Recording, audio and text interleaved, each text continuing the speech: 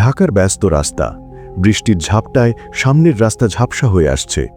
বনানীর সিগন্যালে সারিবদ্ধ হয়ে দাঁড়িয়ে আছে শত শত গাড়ি। একটি দামি ল্যান্ড ক্রুজারের ভেতরে জানলার কাঁচের উপর কপাল ঠেকিয়ে বসে আছেন নন্দিনী। বাইরে বৃষ্টির ধারার সাথে যেন তার চোখের জল পাল্লা দিচ্ছে। তার পাশে ড্রাইভিং সিটে বসে আছেন তার স্বামী আরিয়ান। আরিয়ান শহরের বড় ব্যবসায়ী, হাতে দামি ঘড়ি, চোখে চশমা। আরিয়ান নন্দিনীর দিকে তাকিয়ে দীর্ঘশ্বাস ফেলে বললেন, আমি তোমাকে পৃথিবীর সব সুখ এনে দিয়েছি। এই গাড়ি, এই বাড়ি, গয়না, কোনো কিছুর কমতি রাখিনি। তবুও তোমার এই চোখ কেন সবসময় বৃষ্টির মতো ভিজে থাকে? নন্দিনী কোনো উত্তর দিলেন না। তার বুক ফেটে কান্না আসছিল। তিনি কিভাবে আরিয়ানকে বলবেন যে একটা বিশাল প্রাসাদে থাকলেও তার মাতৃত্বের হাহাকার তাকে প্রতিদিন তিল তিল করে মেরে ফেলছে? তার কোলটা যে অনেক আগে থেকেই শূন্য। হঠাৎ গাড়ির জানলায় একটা মৃদু টোকা পড়ল। নন্দিনী কাঁচ নামাতেই দেখলেন 10-11 বছরের একটি ছেলে। গায়ের জামাটা ছিঁড়ে গেছে, বৃষ্টির জলে শরীরটা থরথর করে কাঁপছে। কিন্তু ছেলেটির চোখে এক অদ্ভুত মায়া। তার হাতে কয়েকটা আধো ভেজা রজনীগন্ধার কড়া। ছেলেটি হাসি মুখে বলল, মা, এই ফুলগুলো নাও না, সারাদিনে একটাও বিক্রি হয়নি। মা ডাকটা শুনে নন্দিনীর হৃদয়ে যেন কেউ তপ্ত শলাকা বিধিয়ে দিল। তিনি থরথর করে কাঁপতে থাকা ছেলেটির হাতটা ধরলেন। তার মনে হলো এই স্পর্শটা কত চেনা, এই আঙুলগুলো যেন তার নিজের রক্তে গড়া। নন্দিনী ব্যাগ থেকে 1000 টাকার একটা নোট বের করে দিলেন। ছেলেটি অবাক হয়ে বলল, মা, আমার কাছে তো খুচরো নেই, আমি এত টাকা নেব না। নন্দিনী চোখের জল মুছে বললেন, রাখ বাবা, এটা টাকা নয়, তোর মায়ের দোয়া। তোর নাম কি? আমার নাম নীল। আমি কাল আবার এই সিগন্যালে থাকব মা, তোমার জন্য সবচেয়ে তাজা ফুলটা নিয়ে আসব। গাড়ি ছেড়ে দিল। নন্দিনী লুকিং গ্লাসে তাকিয়ে দেখলেন নীল বৃষ্টির মাঝে দাঁড়িয়ে তাকে হাত নাড়ছে। সচরাচর পথের শিশুদের দেখলে মানুষ বিরক্ত হয়, কিন্তু নীলের প্রতি নন্দিনীর এই টান কেন? কেন তার মনে হয় নীলের ওই হাসিটার পেছনে কোনো গভীর ক্ষত লুকিয়ে আছে?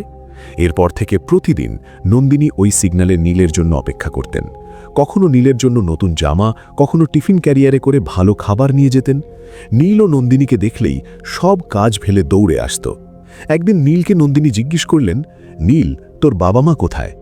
নীলের হাসিটা মুহূর্তেই মিলিয়ে গেল। সে মাথা নিচু করে বলল, বাবা তো অনেক আগে মরে গেছে, আর ঠাকুমা বলে মা নাকি আমাকে পাপিষ্ঠ বলে ফেলে চলে গেছে, আমি নাকি অপয়া। কিন্তু জানো মা, তোমাকে দেখলে আমার মনে হয় আমার মা বুঝি দেখতে তোমারই মতো ছিল। নন্দিনীর বুক চিলে দীর্ঘশ্বাস বেরিয়ে এলো। তিনি নীলকে জড়িয়ে ধরে হাউমাউ করে কেঁদে ফেললেন। আরিয়ান দূর থেকে সব দেখতেন। তিনি ভাবতেন নন্দিনী হয়তো মা হতে না পারার যন্ত্রণায় এই পথশিশুটির প্রতি মায়া দেখাচ্ছেন। তিনি জানতেন না এই মায়ার শেকড় কত গভীরে। কয়েকদিন পর সিগন্যালে গাড়ি থামল, কিন্তু নীল নেই। নন্দিনী অস্থির হয়ে গাড়ি থেকে নেমে পড়লেন। আশেপাশের হকারদের জিজ্ঞেস করলেন, নীল কোথায়? সেই ছেলেটা যে ফুল বিক্রি করত। একজন বৃদ্ধ বাদাম বিক্রেতা করুণ স্বরে বললেন, ম্যাডাম, নীলের ব্যাপারে একটা খারাপ খবর আছে। ওকে তাড়াতাড়ি হাসপাতালে নিয়ে যাওয়া হয়েছে। বস্তির লোকজন ওকে সরকারি হাসপাতালে নিয়ে গেছে, বাঁচবে কিনা সন্দেহ। নন্দিনী আর কিছু শুনতে পেলেন না। তার পায়ের তলা মাটি সরে গেল। আরিয়ান, আমাকে এক্ষুনি হাসপাতালে নিয়ে চলো। নীল যদি মরে যায় তবে আমি আর বাঁচব না। একটা রাস্তার ছেলের জন্য তুমি এত পাগল হচ্ছ কেন নন্দিনী? শান্ত হও। ও শুধু রাস্তার ছেলে নয় আরিয়ান, ও আমার সব। হাসপাতালের সাদা করিডোরে ওষুধের কটু গন্ধ। নন্দিনী পাগলের মতো নীলের খোঁজে ছুটছেন। আইসিইউয়ের সামনে এক বৃদ্ধা মহিলা জীর্ণ পোশাকে বসে কাঁদছিলেন। নন্দিনী গিয়ে বৃদ্ধাটির হাত ধরলেন। নীল কেমন আছে? বৃদ্ধা মুখ তুললেন। নন্দিনীকে দেখা মাত্রই তার চোখের ভাষা বদলে গেল। এক চরম ঘৃণার ক্ষোভ নিয়ে তিনি নন্দিনীর হাত ঝটকা দিয়ে সরিয়ে দিলেন। বৃদ্ধা চিৎকার করে বললেন, তুমি এখানে কেন এসেছ? আবার আমার নাতির জীবনটা শেষ করতে? 10 বছর আগে ওকে কুষ্ঠরে ফেলে দিয়ে পালিয়েছিলে, আজ আবার কেন এসেছ? নন্দিনী পাথর হয়ে গেলেন। তিনি চিনতে পারলেন ইনি নীলের দাদি, নন্দিনীর ফেলে আসা অতীতের সেই জীবন্ত সাক্ষী। নন্দিনী কাঁপতে কাঁপতে বললেন, মা, আমাকে ক্ষমা করে দিন, আমি পরিস্থিতির শিকার ছিলাম। পরিস্থিতি? নিজের মা বাবার মান রাখতে, বড় ঘরে বিয়ে করতে নিজের 2 বছরের দুধের শিশুকে এই দোজখে ফেলে দিয়েছিলে। আজ যখন ও মরতে বসেছে তখন মা ডাকতে এসেছ? যাও নন্দিনী, তোমার স্বামী আর ঐশ্বর্য নিয়ে চলে যাও। আমার নীলকে মরতে দাও, তবু তোমার ছায়া ওর উপর পড়তে দিও না। আরিয়ান পেছনে দাঁড়িয়ে সব শুনছিলেন। তার মাথায় আকাশ ভেঙে পড়ল। যে নন্দিনীকে তিনি পবিত্র ভেবে জীবনসঙ্গিনী করেছিলেন, তার জীবনে এত বড় একটা অন্ধকার অতীত লুকিয়েছিল। আইসিইউর ভেতর থেকে ডাক্তার বেরিয়ে এসে বললেন, পেশেন্টের অবস্থা খুব আশঙ্কাজনক, প্রচুর রক্ত লাগবে, ও নেগেটিভ। এই রক্ত পাওয়া খুব কঠিন। নন্দিনী জানতেন তার নিজের রক্ত বি নেগেটিভ। এখানে আপনার টেক্সটে ও বি নেগেটিভ ছিল, আমি সংলাপে সামঞ্জস্য রেখেছি। তিনি চিৎকার করে বললেন, আমি দেব রক্ত, ও আমার সন্তান, আমি ওকে মরতে দেব না। নন্দিনীর অতীত জীবনের সেই ভয়ঙ্কর স্মৃতিগুলো কি ছিল? কেন তিনি বাধ্য হয়েছিলেন নিজের সন্তানকে ফেলে দিতে? আরিয়ান কি পারবেন এই সত্য মেনে নিতে, নাকি নন্দিনীর সাজানো সংসার তাসের ঘরের মতো ভেঙে পড়বে? নীলের প্রাণ কি বাঁচবে? হাসপাতালের বেডে শুয়ে আছেন নন্দিনী। তার শিরা দিয়ে রক্ত যাচ্ছে পাশে শুয়ে থাকা মৃত্যু পথযাত্রী নীলকে বাঁচাতে। নন্দিনীর মুখটা ফ্যাকাশে হয়ে গেছে, কিন্তু তার চোখে এক অদ্ভুত প্রশান্তি। তিনি এক দৃষ্টিতে তাকিয়ে আছেন নীলের দিকে। যে ছেলেটিকে তিনি প্রতিদিন সিগন্যালে দেখে মায়া করতেন, সে আজ তার জীবনের সবচেয়ে বড় সত্য হয়ে সামনে দাঁড়িয়েছে। নন্দিনী মনে মনে বলছেন, বাবা নীল, আজ আমার শরীরের রক্ত তোর শরীরে মিশছে। 10 বছর আগে তোকে যেদিন বুকের থেকে ছিঁড়ে নিয়েছিল ওরা, সেদিন আমার আত্মাটা মরে গিয়েছিল। আজ যদি তোকে বাঁচাতে গিয়ে আমার প্রাণটাও চলে যায়, তবু আমি হাসি মুখে মরব। বাইরে দাঁড়িয়ে আছেন আরিয়ান। তার মাথায় তখনও বজ্রপাত চলছে। যে মানুষটাকে তিনি 3 বছর ধরে ভালোবেসেছেন, তার ভেতরে এত বড় একটা ক্ষত ছিল। আরিয়ান হাসপাতালের কাঁচের ওপার থেকে নন্দিনীর দিকে তাকিয়ে আছেন। রাগ, ঘৃণা নাকি মায়া, কোনটা বেশি হচ্ছে তার তিনি নিজেও জানেন না। আজ থেকে 10 বছর আগের কথা। তখন নন্দিনী ছিলেন চঞ্চল এক কিশোরী, ঢাকার এক অভিজাত পরিবারের মেয়ে। 27 বছরের এক যুবক সাগরকে ভালোবেসে ফেলেছিলেন তিনি। সাগর ছিল এক সাধারণ মধ্যবিত্ত ঘরের ছেলে। নন্দিনীর বাবা এই সম্পর্ক মেনে নেননি। আভিজাত্যের দোহাই দিয়ে তিনি সাগরকে অপমান করেছিলেন। জেদি নন্দিনী তখন সব ছেড়ে সাগরের হাত ধরে পালিয়ে যান। এক ছোট ঘরে তাদের সংসার শুরু হয়। তাদের সেই ভালোবাসার ফসল হয়ে জন্ম নেয় ছোট্ট নীল। কিন্তু সুখ তাদের কপালে সইল না। সাগর এক সড়ক দুর্ঘটনায় মারা যায়। একা নন্দিনী যখন 2 বছরের নীল নিয়ে দিশেহারা, তখন তার বাবা আবার ফিরে আসেন। নন্দিনী, অনেক হয়েছে। এই বাচ্চার জন্য নিজের জীবনটা শেষ করিস না। সমাজ তোকে অপবিত্র বলবে। আমি তোর বিয়ে ঠিক করেছি আরিয়ানের সাথে। ও অনেক বড় ঘরের ছেলে। কিন্তু একটা শর্ত, তোকে এই বাচ্চার মায়া ছাড়তে হবে। যদি এই বাচ্চার পরিচয় কেউ জানতে পারে, তবে আমাদের বংশের মান সম্মান সব ধুলোয় মিশে যাবে। নন্দিনী চিৎকার করে বলেছিলেন, বাবা, ও আমার সন্তান, আমি ওকে ছাড়া বাঁচব না। তার বাবা তখন নীলের দিকে বন্দুক তাক করে বলেছিলেন, হয় তুই নিজের জীবন সাজাবি, না হয় আমি আজই এই জঞ্জালকে দুনিয়া থেকে সরিয়ে দেব। সন্তানের জীবন বাঁচাতে নন্দিনী বাধ্য হয়েছিলেন। রাতের অন্ধকারে নিজের 2 বছরের সন্তানকে সাগরের বৃদ্ধা মায়ের কাছে রেখে তিনি ফিরে এসেছিলেন সেই সোনার খাঁচায়। যাওয়ার সময় নীল তার আঁচল ধরে টেনেছিল, কেঁদেছিল, কিন্তু নন্দিনী সেদিন ফিরে তাকাননি। নন্দিনীর রক্ত দেওয়ার পর নীল কিছুটা স্থিতিশীল হল, কিন্তু তার দাদি এখনও হাসপাতালের মেঝেতে বসে ডুকরে কাঁদছেন। আরিয়ান তার সামনে গিয়ে দাঁড়ালেন। মা, আপনি শান্ত হন, আমি সব খরচ দেব। বৃদ্ধা মুখ তুললেন। তার চোখে আগুনের মতো তেজ। টাকা? টাকা দিয়ে কি সব হয় বাবা?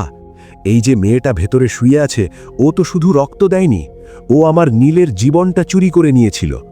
10 বছর ধরে এই নাতিটা শীতে কেঁপেছে, রোদে পুড়েছে, পেটে ঘিদে নিয়ে রাস্তায় ফুল বিক্রি করেছে। কেন জানেন? কারণ ওর মা বড় ঘরের বউ হয়ে সুখে থাকতে চেয়েছিল। বৃদ্ধা থামলেন না। তিনি আঁচল দিয়ে চোখ মুছে বলতে থাকলেন, নীল যখন ছোট ছিল, ও প্রতিদিন দরজার দিকে তাকিয়ে থাকত, ভাবত ওর মা আসবে। বড় হয়ে যখন বুঝল মা আর আসবে না, তখন ও আমাকে বলতো, ঠাকুমা, আমি সিগন্যালে ফুল বিক্রি করব। যদি কোনোদিন মা এই বড় গাড়িতে করে যায়, তবে আমি তাকে দেখতে পাব। জানেন বাবা, ওই ছেলেটা প্রতিদিন সিগন্যালে দাঁড়িয়ে থাকত, শুধু ওর মায়ের একটা ঝলক পাওয়ার জন্যে। আর ওর মা ওকে চিনতে পেরেও অচেনা সেজে থেকেছে। আরিয়ানের চোখে জল চলে এলো। তিনি বুঝতে পারলেন নন্দিনী কতটা যন্ত্রণার মধ্য দিয়ে দিন কাটিয়েছেন। সিগন্যালে নীলকে দেখাটা তার জন্যে শুধু ভালোবাসা ছিল না, ছিল এক প্রকার প্রায়শ্চিত্ত। রাত গভীর হচ্ছে, বৃষ্টির বেগ বাড়ছে। আরিয়ান হাসপাতালের বারান্দায় পায়চারা করছেন। তার মনে হচ্ছে তার সাজানো সংসারটা একটা কাঁচের দেয়াল, যা আজ ভেঙে চুরমার হয়ে গেছে। তার ফোনটা বেজে উঠল। তার শ্বশুর নন্দিনীর বাবা ফোন করেছেন। আরিয়ান, তোমরা কোথায়? এত রাত হয়ে গেল, এখনো বাসায় ফিরলে না কেন? নন্দিনী কোথায়? আরিয়ান দাঁতে দাঁত চেপে উত্তর দিলেন, আপনার নন্দিনী এখন হাসপাতালে তার পাপের প্রায়শ্চিত্ত করছে। আর আমি আজ জানতে পারলাম, আমি যার সাথে সংসার করছি সেই মানুষটার কলিজা আপনারা অনেক আগেই ছিঁড়ে ফেলেছেন। কেন করেছেন এটা? কেন একটা বাচ্চাকে এভাবে পথে ঠেলে দিলেন? ওপাশ থেকে নীরবতা। আরিয়ান ফোনটা কেটে দিলেন। তিনি নন্দিনীর বেডের পাশে গিয়ে বসলেন। নন্দিনী তখনও ঘুমে আচ্ছন্ন, তার ফর্সা হাতটা ফ্যাকাশে হয়ে গেছে। আরিয়ান সেই হাতটা ধরলেন। নন্দিনী, আমি জানি না আমি তোমাকে ক্ষমা করতে পারবো কিনা, কিন্তু আমি এটা জানি, নীলকে এভাবে মরতে দেওয়া যাবে না। ও শুধু তোমার সন্তান নয়, ও এক অভাগী মায়ের 10 বছরের অপেক্ষার ফল। হঠাৎ নীলের শরীরে মনিটরটা অদ্ভুত শব্দ করতে শুরু করল। নার্সরা দৌড়ে এলেন। ডাক্তারের চেহারায় চিন্তার ভাঁজ। ডাক্তারবাবু, আই এম সরি, পেশেন্টের শরীরের ইন্টারনাল ব্লিডিং থামছে না। আমরা হয়তো ওকে আর ধরে রাখতে পারবো না। না ডাক্তারবাবু, আপনি এটা বলতে পারেন না। ও আমার সব। ও 10 বছর ধরে আমার জন্য রাস্তায় রাস্তায় ঘুরেছে। আমি ওকে কথা দিয়েছি, আমি আর ওকে ছেড়ে যাব না। নন্দিনী নীলের কপালে হাত রাখলেন। নীলের ঠোঁট দুটো নড়ছে, মনে হচ্ছে সে কিছু বলতে চাইছে। নীল ক্ষীণ কণ্ঠে বলল, মা, খুব ঠান্ডা লাগছে মা, আমাকে একটু জড়িয়ে ধরবে? নন্দিনী তাকে জড়িয়ে ধরলেন। হাসপাতালের সেই ঠান্ডা ঘরে মা আর ছেলের মিলন হল, কিন্তু সেই মিলনের আনন্দ ম্লান করে দিল যন্ত্রের সেই দীর্ঘ বিপ শব্দ।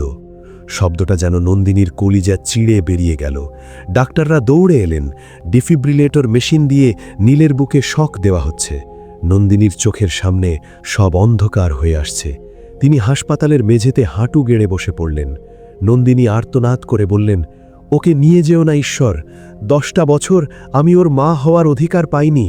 আজ যখন ও আমাকে মা বলে ডাকল, তখন ওকে এভাবে কেড়ে নিও না।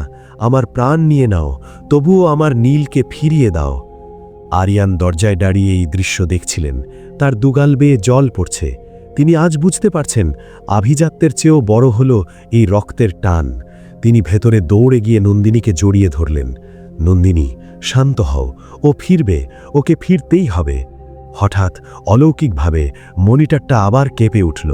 টিক টিক টিক, হার্টবিট ফিরে এসেছে। ডাক্তাররা স্বস্তির নিঃশ্বাস ফেললেন। নীল মৃত্যুর দুয়ার থেকে ফিরে এসেছে তার মায়ের টানে। ঠিক সেই মুহূর্তে হাসপাতালের করিডোরে দ্রুত পদশব্দ শোনা গেল। নন্দিনীর বাবা জনাব চৌধুরী সেখানে এসে হাজির হলেন। তার মুখে এখনও সেই অহংকারের ছাপ। আরিয়ান, এসব কি শুনছি? এই রাস্তার ভিখারির জন্যে তুমি আমার মেয়ের রক্ত দিচ্ছ? এই নোংরা অতীতকে এখনই শেষ করো। লোক জানাজানি হলে আমাদের মান সম্মান কোথায় যাবে? নন্দিনী উঠে দাঁড়ালেন। তার চোখে আজ আর ভয় নেই, আছে এক তীব্র ঘৃণা। তিনি ধীর পায়ে তার বাবার সামনে গিয়ে দাঁড়ালেন। সম্মান? যে সম্মানের দোহাই দিয়ে আপনি একটা 2 বছরের শিশুকে তার মায়ের কোল থেকে ছিনিয়ে নিয়েছেন, সেই সম্মানকে আমি ঘৃণা করি বাবা। আপনি যেটাকে ভিখারি বলছেন, ও আমার সন্তান। আর আজ থেকে আমি চৌধুরী বাড়ির মেয়ে নই, আমি কেবল নীলের মা। চৌধুরী সাহেব আরিয়ানের দিকে তাকিয়ে বললেন, আরিয়ান, তুমি কি এই কলঙ্কিত অতীত মেনে নেবে? ওকে ছেড়ে দাও। আরিয়ান শান্ত পায়ে এগিয়ে এলেন। তিনি নন্দিনীর হাত ধরলেন এবং চৌধুরী সাহেবের চোখের দিকে তাকিয়ে বললেন, বাবা, আপনি হয়তো ভুলে গেছেন, সম্পর্ক কলঙ্কিত হয় না, মানুষের মন কলঙ্কিত হয়। নীল কোনো কলঙ্ক নয়, ও একটা পবিত্র প্রাণ। আর আজ থেকে নীল আমার সন্তান। ওর পরিচয়ে আরিয়ানের নাম যুক্ত হবে। আপনি আজ থেকে আমাদের কাছে মৃত। অপমানে আর রাগে চৌধুরী সাহেব গটগট করে চলে গেলেন। আজ এক মিথ্যে আভিজাত্যের পরাজয় হল এক মায়ের শাশ্বত ভালোবাসার কাছে। 3 দিন পর নীল পুরোপুরি জ্ঞান ফিরে পেয়েছে। সে তাকিয়ে দেখল তার সামনে নন্দিনী বসে আছে। নন্দিনীর চোখে জল নেই, মুখে এক মায়াবী হাসি। নীল খুব আস্তে করে হাত বাড়াল। নন্দিনীর গাল মুছে দিয়ে বলল, তুমি সেদিন বলেছিলে তুমি আমার মা, তুমি কি সত্যি আর আমাকে ছেড়ে যাবে না? নন্দিনী নীলের কপালে চুমু খেয়ে বললেন, পাগল, এখন থেকে তুই আমাদের সাথে বড় বাড়িতে থাকবি। তোর আর সিগন্যালে ফুল বিক্রি করতে হবে না। নীল এবার আরিয়ানের দিকে তাকালো। আরিয়ান এগিয়ে এসে নীলের মাথায় হাত রাখলেন। নীল, আমাকে কি বাবা বলে ডাকা যায়? নীল অবাক হয়ে আরিয়ানের দিকে তাকিয়ে রইল, তারপর দুজনকে জড়িয়ে ধরে ডুকরে কেঁদে উঠল। নীলের দাদি দরজায় দাঁড়িয়ে কাঁদছিলেন, কিন্তু এই কান্না ছিল পরম তৃপ্তির। সময় বয়ে যায়। নীল এখন ঢাকার নামী এক স্কুলে পড়াশোনা করে। তার পরনে দামি ইউনিফর্ম, পিঠে ব্যাগ। প্রতিদিন সকালে নন্দিনী তাকে স্কুলে দিয়ে আসেন। একদিন সেই একই সিগন্যালে নন্দিনীর গাড়িটা থামল। জানলার ওপাশে দেখা গেল এক ছোট বাচ্চা ফুল বিক্রি করছে। নন্দিনী কাঁচ নামালেন। নীল ব্যাগ থেকে একটা টিফিন বক্স বের করে সেই বাচ্চাটির হাতে দিল। নীল বলল, মা, আজ আমার খুব খুশি লাগছে। আমি জানি ওর খিদে কতটা কষ্টের। নন্দিনী সজল চোখে আরিয়ানের দিকে তাকালেন। আরিয়ান নন্দিনীর হাতটা শক্ত করে চেপে ধরলেন। তারা বুঝতে পারলেন, জীবন মানে শুধু দামি গাড়ি বাড়ি নয়, জীবন মানে হল পাশের মানুষের চোখের জল মোছানো এবং নিজের আপনজনকে আঁকড়ে ধরে রাখা। নন্দিনী আর নীলের এই গল্পটি আমাদের শিখিয়ে দেয় যে রক্ত কোনোদিন মিথ্যে বলে না। পরিস্থিতির চাপে পড়ে আমরা হয়তো সত্যকে লুকিয়ে রাখতে পারি, কিন্তু সময়ের সিগন্যালে এসে একদিন সেই সত্য ঠিকই আমাদের সামনে দাঁড়ায়। সামাজিক লোকলজ্জার ভয়ে নিজের সন্তান বা প্রিয়জনকে ত্যাগ করবেন না। মনে রাখবেন, পৃথিবীর সব ঐশ্বর্য এক পাশে, আর নিজের সন্তানের এক চিলটে হাসি অন্য পাশে। ওই হাসির চেয়ে দামি আর কিছুই নেই। বন্ধুরা, গল্পটি আপনাদের কেমন লাগলো? আপনাদের চোখেও কি জল এসেছে? যদি এই গল্পের কোনো দৃশ্য আপনাদের হৃদয় স্পর্শ করে থাকে, তবে কমেন্টে জানাবেন। ভিডিওটি ভালো লাগলে শেয়ার করুন তাদের সাথে যারা সম্পর্কের মূল্য বোঝে না। সাবস্ক্রাইব করে আমাদের পাশেই থাকুন। ধন্যবাদ।